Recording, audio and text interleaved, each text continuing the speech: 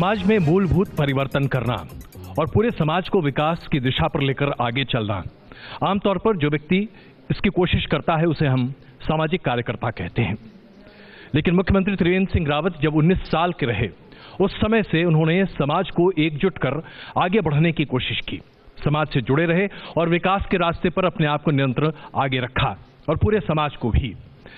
मुख्यमंत्री जी, मुझे गर्व है ये कहते हुए कि आप एक ऐसे परिवार से आते हैं जो देश के लिए बलिदान देना जानता है, देश के लिए खड़ा होना जानता है, क्योंकि आपका परिवार सरहद पर अपने सपूत भेजता है ताकि आप बलिदान के साथ देश की जय कर सकें। न्यूज नेशन के सम्मेलन में आपका स्वागत है, बड़ा अभिनंदन। धन्यवाद।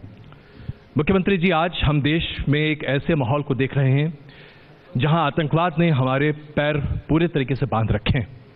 प्रधानमंत्री जी अपनी तरफ से पूरी कोशिशें कर रहे हैं, लेकिन जब हम देश की सरहद पर शहादत देखते हैं, जब हम कश्मीर में अपने फौजियों को शहादत देते हुए देखते हैं तो पूरा देश त्राहिमाम त्राहिमाम करता है और आज पूरा देश कहता है घुसो और मारो। मैं आपसे जानना चाहता हूं मुख्यमंत्री जी, एक सैनिक परिवार से आने वाला वो व्यक्ति जिसने जीवन में सिर्फ एक चीज देखी कि कैसे दुश्मन का मुकाबला किया जाए, आप क्या कहते हैं? सबसे पहले तो मैं कहना चाहूंगा कि ना पैर बंधे हैं ना हाथ बंधे हैं, अब हाथ भी खुले हैं और पैर भी आक्रमण की मुद्रा में हैं। जी, चाहे उरी की घटना को लेकर हुआ हो, चाहे 14 फरवरी को जो पुलवामा में हुआ, आज सेना को पूरा अधिकार है समय, दिन, बार सब उनको तय करना है, क्या करना है क्या नहीं करना है। उसके लिए सेना को और अर्धसैनिक बलों को खुली छूट दी गई है। जी, मैं समझता हूं कि कश्मीर का आतंकवाद ये 1989 में जब शुरू हुआ, आज तक सदैव सेना के हाथ बांधे गए। सेना कोई ऑपरेशन करना चाहती है, उसको रोक दिया गया। आज देश के प्रधानमंत्री खुलेआम मंच से कहते हैं कि सेना को खुली छूट दे दी गई है। जी, और जब सेना को खुली छूट दे दी जाती है तो हमारी सेना ने जब उन बलिदानियों का 13वीं होने वाली थी, उनको तर्पण होने वाला था, जी, उससे पहले पीओके में घुस करके और तमाम आतंकी जो ठिकाने थे उनको ध्वस्त करके और सुरक्षित वापस आ गए। यही नहीं, जब पाकिस्तानी F-16 ने भारत की ओर रुख किया, जी, तो हमारे एक जाबाज पायलट ने, अभिनंदन वर्धमान ने, वहीं घुस करके MiG-21 से जी, F-16 को उड़ाना, मैं समझता हूं कि पहली पीढ़ी और चौथी पीढ़ी का अंतर है। जी, ये उसका साहस था, ये उसका शौर्य था कि वो देश के लिए कुछ भी कुर्बान करने को तैयार था। उसी का परिणाम था कि F-16 को उड़ा दिया गया और हमारा जाबाज जी, वहां से सुरक्षित वापस आ गया। सुरक्षित वापस आया तो ये जो भारत की कूटनीति है, माननीय प्रधानमंत्री जी की जी, जो कूटनीति है और जो विश्व को उन्होंने आतंकवाद के खिलाफ खड़ा किया, जो आतंकवाद को पोषते थे, जो आतंकवाद को संरक्षण देते थे, उनके बीच में जाकर के जब उन्होंने अपनी बात कही और सारी दुनिया को इस बात के लिए तैयार किया कि आतंकवाद आज भारत के साथ है, कल आपके साथ हो सकता है। पड़ोसी ये ना समझे कि वो इससे अलग रह सकता है, इससे बच सकता है। दुनिया ने उस चीज को समझा, भारत की जो कूटनीति थी उसको समझा और आज दुनिया भारत के साथ खड़ी है। जी, और आतंकवाद का पोषक पाकिस्तान आज अलग थलग पड़ गया है। तो मैं ये समझता हूं कि सेना को खुली छूट, आज कश्मीर में जी, आतंकवाद सिमट गया है, कुछ 4-5 जनपदों में आतंकवाद रह गया है और जिस तरह से वहां इस समय ऑपरेशन चल रहा है जी, और ऑपरेशन क्या चल रहा है, भारत के संविधान का पालन वहां पर कराया जा रहा है, जी। जो अभी तक नहीं हो रहा था। जी। वो अपने आप को अलग समझते थे, भारत ये अलग है। इस तरह की उनकी जो शिक्षा थी, उनको जो दीक्षा दी जाती थी, उसका परिणाम था कि वो भारत के संविधान को अपना संविधान ही नहीं मानते थे। आज वहां पर हमारी सेना अपने दम पर, अपने बूट की ठोकर के बल पर वहां पर अब कानून का पालन करवा रही है और आतंकवादियों के हौसले तोड़ रही है। आपके हिसाब से इसलिए संभव हो पाया क्योंकि आज सरकार के पास दृढ़ निश्चय है, और ये इसलिए क्योंकि आज एक ऐसा मुखिया है सरकार के पास जो अपने सभी मित्रों, दोस्तों, सहायकों के साथ सभी राज्यों में जो सरकारें हैं, एकजुट होकर एक भारत की परिभाषा को परिभाषित करता दिख रहा है। देखिए, मैं झारखंड राज्य का प्रभारी रहा हूं जी। झारखंड 24 में से 19 जिले ये आतंकवाद प्रभावित थे। यहां तक कि जो रांची वहां की राजधानी है, जी, रांची की सराउंडिंग भी ये आतंकवाद से ग्रसित थी, नक्सल आतंकवाद से ग्रसित थी। जी। और वहां पर मेरा जो पैरामिलिट्री फोर्सेज हैं, वहां की पुलिस है, उनके साथ मेरा काफी नजदीकी से बातचीत करने का मुझे अवसर मिला, जानने का अवसर मिला कि वहां कैसे नक्सलवाद को समाप्त किया जाए। और आज वहां पर 95% आतंकवाद समाप्त हो गया है। जी। मैं जब वहां जाता था तो हमको एक ही कार्यकर्ता बोलते थे कि, और पुलिस बोलती थी कि शाम को आप अंधेरा होने से पहले वापस आ जाइए। आज वहां पर 24 आवर लोग घूम रहे हैं, अपने काम कर रहे हैं। जो आतंकवाद के खिलाफ जो जीरो टॉलरेंस है, उसका परिणाम है कि आज चाहे कश्मीर के अंदर हो, चाहे अन्य राज्य जहां पर नक्सल आतंकवाद, जो रेड कॉरिडोर जिसको कहते हैं हम लोग, वो आज बिल्कुल सिकुड़ गया है, कमजोर हो गया है। मैं समझता हूं कि अभियान जिस तरह से सुरक्षा बलों को ताकत दी गई है, जी, ये अब समय आ रहा है कि आतंकवाद की, नक्सलवाद की उल्टी गिनती शुरू हो गई है। आज भारत का एक संविधान, एक देश का जो नारा था, पंडित श्यामा प्रसाद मुखर्जी ने कहा था कि एक राष्ट्र एक विधान, जी, आज वो चरितार्थ हो रहा है। आज शक्ति के बल पर, सेना के बल पर और विल पावर के बल पर, जो सरकार की जो विल पावर चाहिए, भारत सरकार की जो इच्छा शक्ति चाहिए, उसके बल पर आज उसको लाइन अप किया जा रहा है। मुझे लगता है कि जो एक राष्ट्र है, एक संविधान का जो सिद्धांत है, जी, अब वो देश में वही चलेगा। मुख्यमंत्री जी, लेकिन इसके साथ साथ हमारे बलिदान भी कम नहीं है।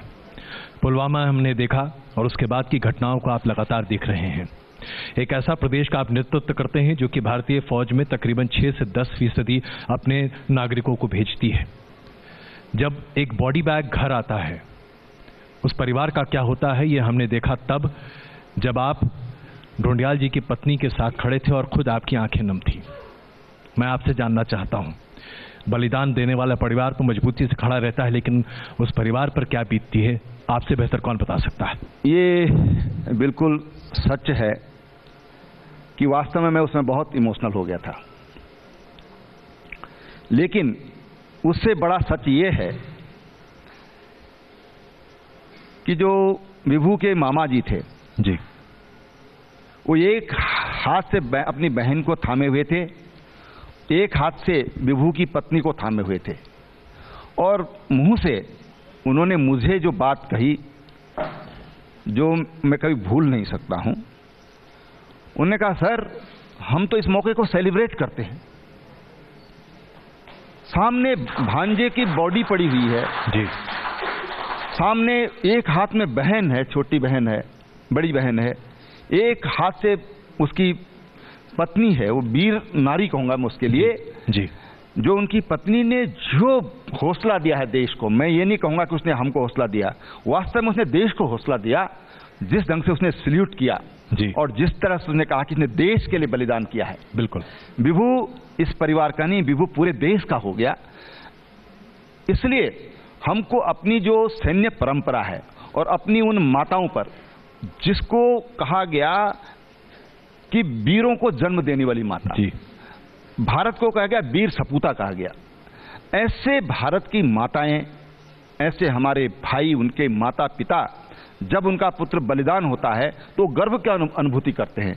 तो मैं समझता हूं कि जब तक ये भाव, ये जज्बा हमारे देशवासियों के अंदर है, उन माता पिता में है, कोई इस देश का कुछ बिगाड़ नहीं सकता, कोई इसको डरा नहीं सकता, कोई इसको धमका नहीं सकता। अपनी बलिदानी जो परंपरा है, उस परंपरा को जिस तरह से हमारे ये परिवार निर्वहन कर रहे हैं, मैं समझता हूं कि वो अद्वितीय है। आपका दिल द्रवित होता है निश्चित जब रूप आप से, इस तरह की चीजें देखते हैं?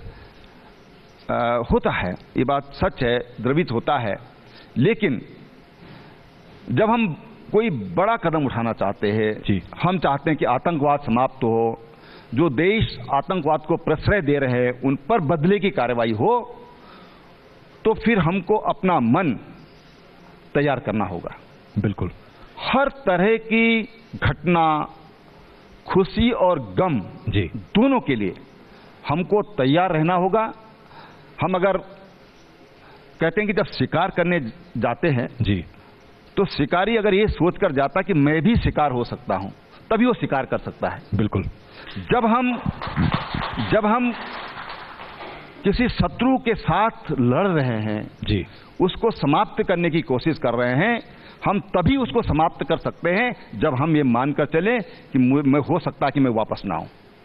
और इसलिए द्रवित होता है, लेकिन अगर बड़ा कुछ करना है तो उसके लिए बड़े बलिदान के लिए भी तैयार रहना चाहिए। मुख्यमंत्री जी, कश्मीर की समस्या का जिक्र आपने किया। बहुत बड़ी मात्रा में कश्मीर से आए छात्र उत्तराखंड के कई यूनिवर्सिटीज में पढ़ाई कर रहे थे, और पुलवामा के हादसे के बाद दो राजनीतिक दल, पीडीपी और नेशनल कॉन्फ्रेंस, इन दोनों ने ये बड़े पैमाने पर आरोप लगाने की कोशिश की कि आपके राज्य में पढ़ने वाले कश्मीरी छात्र सुरक्षित नहीं रहे। आप इसे प्रोपेगेंडा मानते हैं? आप इसे दरअसल देश विरोधी बयान मानते हैं, या दरअसल आप मानते हैं कि एक साजिश है जो कि बड़ी गहरी है? मैं समझता हूं कि पहली बात तो ये कि जो कश्मीरी कहते हैं अपने आप को, उनके मन में कहीं ना कहीं एक द्वैधी भाव है, भारत और कश्मीर। पहली चीज, ये चीज समाप्त होना चाहिए, ये उनको मन से निकालना चाहिए। पूरा देश एक है। जब कश्मीर के छात्रों का मसला यहां पर उठा, हमने उनको पूर्ण सुरक्षा दी। वहां की छात्र छात्राएं लगभग 2000 के करीब ये उत्तराखंड में हैं। कुछ मजदूर भी हैं, और विशेषकर आरा मशीनों का ये काम करते हैं, लकड़ी चीरने का काम ये लोग करते हैं। तो बहुत लंबे समय से यहाँ पर काम करने आते हैं। जब हम लोग गांव में रहते थे तो हम बहुत अच्छी तरह उसको चीज को जानते भी हैं और हमने उसको देखा भी है। पिछले वर्ष जब रमजान का महीना चल रहा था, तो मैंने स्वयं कश्मीर की छात्र छात्राएं अपने निवास पर बुलाई, मुख्यमंत्री निवास पर बुलाई, और उनसे मैंने बातचीत की। रमजान का महीना चल रहा था तो बहुत ज्यादा तो नहीं आ पाया, लेकिन 150 छात्र छात्राएं फिर भी आई थी।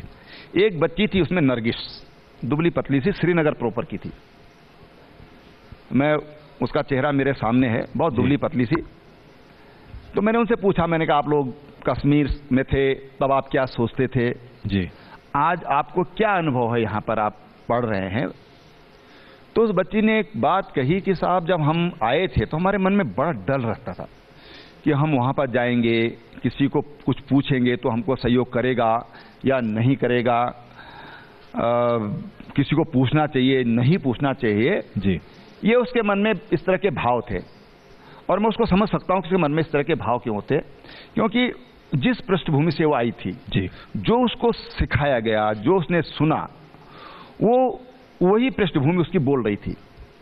तो मैंने कहा, बेटा ये बताइए कि अब आपको 1-1.5 साल यहां पर हो गया है, अब आप क्या अनुभव करती हैं? तो उसने एक बहुत अच्छी बात कही कि जहां हम पहले संकोच करते थे, जब हमने लोगों से पूछा, क्योंकि हमारे पास कोई विकल्प नहीं था, हमको कहीं पर जाना है तो किसी न किसी को लोकल को पूछना है, तो बोले लोगों ने केवल हमको बताते नहीं थे, बल्कि कई बार तो होता था कि हमको वहां तक छोड़ के आते थे, उस घर तक छोड़कर आते थे।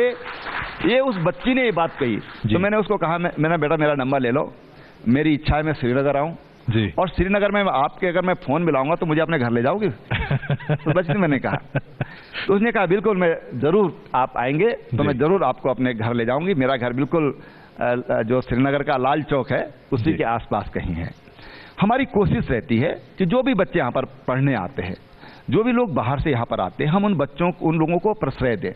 हमने नॉर्थ ईस्ट के बच्चों को भी बुलाया, केवल इनको नहीं बुलाया, नॉर्थ ईस्ट के बच्चों के बीच में मैं गया, उनके मन में भी उनको भी मैंने जानने की कोशिश की, उनको उत्तराखंड के बारे में समझाने की कोशिश करी, देश के बारे में समझाने की कोशिश करी, लेकिन उन बच्चों में इस तरह का भाव नहीं था।